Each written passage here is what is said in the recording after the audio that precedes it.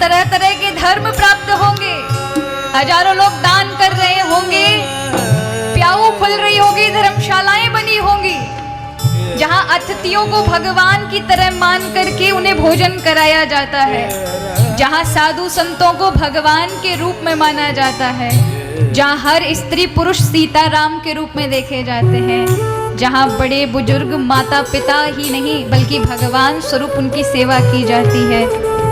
ऐसी संस्कृति वाला है ये देश जो कहीं नहीं मिलेगी।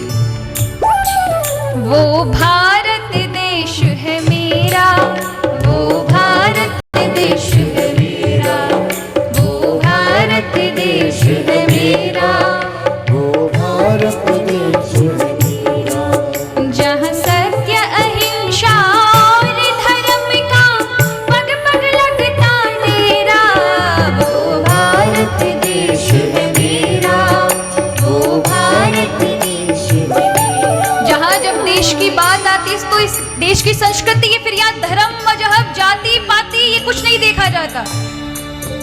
जब देश की रक्षा की बात आती है, देश के स्वाभिमान की बात आती है, तो लोग अपने जाति पंथ धर्म आदि भूलकर जी जान के लिए लग जाते हैं। उस देश के वासी हैं हम, जहाँ अलग अलग धर्म अवश्य हैं लेकिन अपने देश के प्रति समर्पित हैं।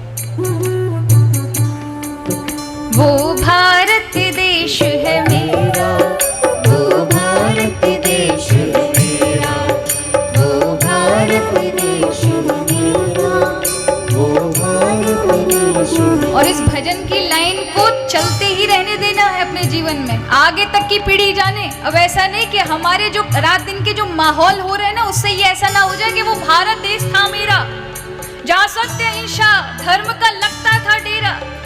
वो इतिहास मत बना दीजिएगा।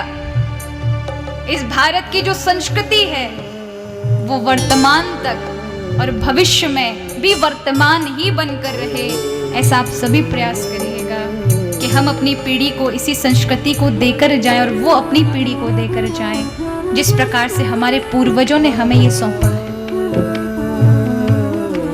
वो भारत देश है मेरा, वो भारत देश है मेरा, वो भारत देश है मेरा, वो भारत देश है मेरा, वो भारत देश है मेरा, वो भारत देश है मेरा। वैसे तो हम रात दिन भगवान की खूब भक्ति करते ना, कभी कभी देश की भी भक्ति कर लेनी चाहिए, क्योंकि इससे बढ़कर नहीं, इस देश में आप रहते हैं, कहते ना इस प्रकृति के साथ जुड़ना चाहिए। ये जरूरी नहीं हमने तो बना लिए बस 15 अगस्त और 26 जनवरी वाले दिन याद करो। हमारी थिंकिंग क्या बन गई है?